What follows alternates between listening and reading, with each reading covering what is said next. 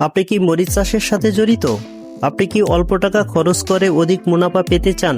এছাড়া আপনার মরিচ গাছের পাতা কি কোঁকড়াচ্ছে, কোনোভাবেই দূর করতে পারছেন না, এর সাথে কি ফুল ঝরে যাচ্ছে? তাহলে এই ভিডিওটি আপনার জন্য খুবই গুরুত্বপূর্ণ। আজকের ভিডিওতে ঘরোয়াভাবে এমন একটি তরল কম্পোস্ট ও একটি জৈব বালাইনাশক তৈরি করে দেখাবো, যা মরিচ গাছে প্রয়োগ করলে প্রচুর পরিমাণে মরিচ ধরবে। অধিক ফলনের জন্য লাউ গাছে আমরা সাধারণত হাত পরাগায়ন করে থাকি, কিন্তু মরিচ গাছের ক্ষেত্রে সেটা কি সম্ভব? অবশ্যই না। তাহলে কি করবেন?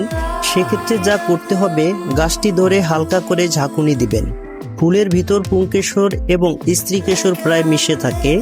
এটা যদি ঝাঁকুনি দেন তাহলে খুব ভালোভাবে আরও মিশবে এবং খুব সহজেই পরাগায়ন হয়ে যাবে। আপনি কি মরিচ গাছে এরকম ফলন পেতে চান? তাহলে আপনি কি করবেন? সেক্ষেত্রে আপনাকে গাছে অবশ্যই সুষম খাদ্য দিতে হবে। আজকে আমরা ঘরোয়াভাবে এমন একটি খাবার অর্থাৎ সার তৈরি করব, যেটা প্রয়োগ করলে 20 দিনে প্রচুর পরিমাণে ফুল ও ফলে মাচা ভরে যাবে।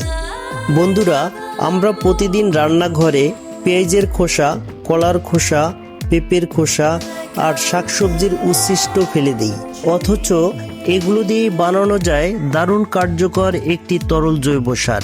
আজকে যে তরল জৈব সারটি তৈরি করতে যাচ্ছি, তার মধ্যে আপনি মাইক্রো ও ম্যাক্রো সব ধরনের পুষ্টি উপাদান পেয়ে থাকবেন।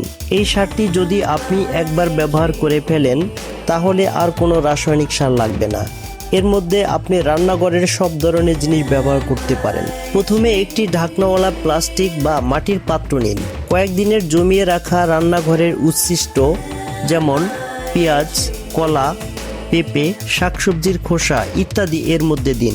এবার এর সাথে 1 লিটার পানি যোগ করুন। পাত্রের মুখ ভালোভাবে ঢেকে ছায়াযুক্ত স্থানে 5 থেকে 7 দিন রেখে দিন। প্রতিদিন অন্তত একবার নেড়ে দিন, যাতে ভালোভাবে গাজন প্রক্রিয়া সম্পন্ন হয়।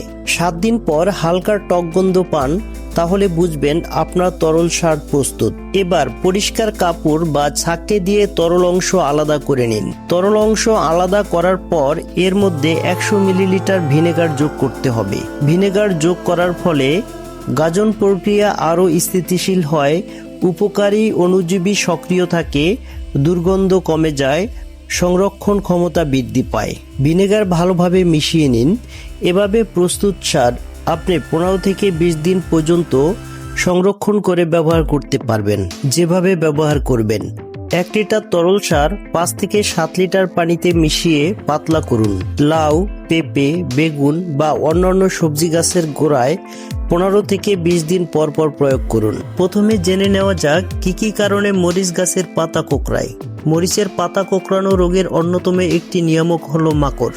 সাধারণত কয়েক ধরনের মাকড় মরিচ গাছে আক্রমণ করে: লাল মাকড়, অ্যাফিড বা জাপ পোকা এবং সাদামাছি। পাতা কুঁকড়ে যাওয়ার অন্যতম কারণ এই লাল মাকড়। এরা দেখতে এতটাই ছোট যে খালি চোখে দেখা যায় না। যে কোনো মরিচ গাছের পাতায় এই পোকার আক্রমণ হতে পারে। এরা দেখতে লাল রঙের এবং পাতার নিচে থাকে। কিভাবে বুঝবেন এই পোকার আক্রমণ হয়েছে? এই পোকার আক্রমণে আক্রান্ত পাতার নিচের দিকে উল্টানো নৌকার মতো হয়ে যায়। এরা পাতার রস চুষে খায়। পাতা কুঁকড়ে একদম শুকিয়ে যায়, ফলে পাতা ও ফুলের কলিও ঝরে পড়ে। ফল আকারে ছোট হয়ে যায় এবং ফলের ধারণ ক্ষমতা হ্রাস পায়। অ্যাফিড বা জাপ পোকা মরিচ গাছের কচি অথবা বয়স্ক পাতায় আক্রমণ করে থাকে। এই পোকায় আক্রমণ করলে সব ধরনের পাতার নিচের দিকে বসে রস শুষে খায়, ফলে গাছের পাতা কুঁকড়ে যায়। এমনকি এরা গাছের কাণ্ডেও আক্রমণ করে থাকে, ফলে কাণ্ড শুকিয়ে মারা যায়। মরিচ গাছের আরেকটি শত্রু হচ্ছে সাদামাছি। এরা আকারে ছোট, হলুদ বর্ণের সাদা ডানা, যা ঘন মোমের মতো গুঁড়া দিয়ে ঢাকা থাকে। এরা সাধারণত কচি চারা গাছকে আক্রমণ করে এবং কচি পাতার নিচে বসে রস শুষে খায়, ফলে পাতা কুঁকড়ে যায় এবং গাছের ক্ষতি করে। এছাড়াও ভাইরাসের আক্রমণে মরিচের পাতা কোঁকড়ানোর কারণ হতে পারে। অন্য উপসর্গগুলোর মধ্যে যেমন হলুদ স্পট, পাতার উপর রিং বা ফোঁটা, বা পাতা ও গাছের বৃদ্ধি কমে যায়। কীটপতঙ্গ যেমন বাহক পোকা, সাদামাছি, থ্রিপস ও পোষক উদ্ভিদের মাধ্যমে ভাইরাস এই দীর্ঘস্থায়ী ও দুরারোগ্য রোগগুলো বহন করে এবং প্রসারিত করে। সাধারণত এই রোগে আক্রান্ত পাতা উপরের দিকে উল্টিয়ে যায়। যদি আপনি এই ভাইরাস সন্দেহ করেন, অবিলম্বে সংক্রমণরত গাছটি অন্য গাছ থেকে দূরে সরিয়ে রাখুন বা অপসারণ করুন। যদি আপনার মরিচ গাছে লাল মাকড়, অ্যাফিড বা জাপ পোকা এবং সাদামাছি আক্রমণ করে তাহলে আপনি কি করবেন? তার জন্য আমাদের দরকার হবে আধা কাপ ভিনেগার, 1 চা চামচ বেকিং সোডা, 1 লিটার পানি, 1 টেবিল চামচ ডিটারজেন্ট, 1 চা চামচ মরিচের গুঁড়া এবং 1 চা চামচ হলুদের গুঁড়া। প্রথমে একটি পাত্রে 1 লিটার পানি নিন, এতে বেকিং সোডা মিশিয়ে নিন। বেকিং সোডা ছত্রাকজনিত রোগ যেমন পাউডারি মিলডিউ প্রতিরোধে কার্যকর।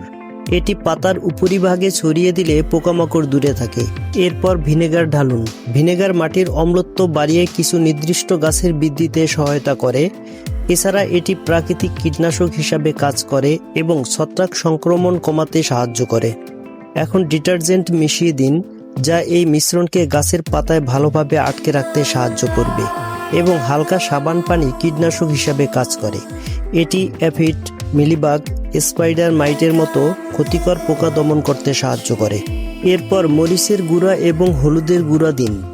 মরিচের গুঁড়া এটি প্রাকৃতিক কীটনাশক হিসাবে কাজ করে এবং পোকামাকড় ও প্রাণীদের যেমন ইঁদুর দূরে রাখতে সাহায্য করে, এবং হলুদের গুঁড়া অ্যান্টি ফাঙ্গাল ও অ্যান্টিব্যাকটেরিয়াল উপাদান হিসাবে কাজ করে, যা গাছের ক্ষত নিরাময়ে সহায়ক এবং ছত্রাক সংক্রমণ প্রতিরোধ করতে পারে। এবার দ্রবণটি কিছু সময় নিয়ে নাড়াচাড়া করতে থাকুন যেন ভালো করে মিশে যায়। কিভাবে ব্যবহার করবেন? এই বালাইনাশক সপ্তাহে 2 থেকে 3 বার গাছে স্প্রে করুন। সকালে অথবা বিকেলে স্প্রে করা ভালো, যাতে রোদে গাছের পাতা পুড়ে না যায়। বিশেষ করে পাতার নিচের অংশে স্প্রে করুন, কারণ পোকামাকড় সাধারণত সেখানেই লুকিয়ে থাকে। এই প্রাকৃতিক বালাইনাশক গাছের কোনো ক্ষতি করে না। রাসায়নিক মুক্ত হওয়ায় এটি ফল ও শাকসবজির জন্য নিরাপদ, পরিবেশ বান্ধব ও সহজলভ্য উপকরণ দিয়ে তৈরি। কিছু হলেই কীটনাশক প্রয়োগ করার অভ্যাসটা ছাড়তে হবে, অস্থির হওয়া যাবে না। আশা করি আপনাদের বোঝাতে পেরেছি মরিচের পাতা কেন কোঁকড়ায় এবং এর সমাধান কি।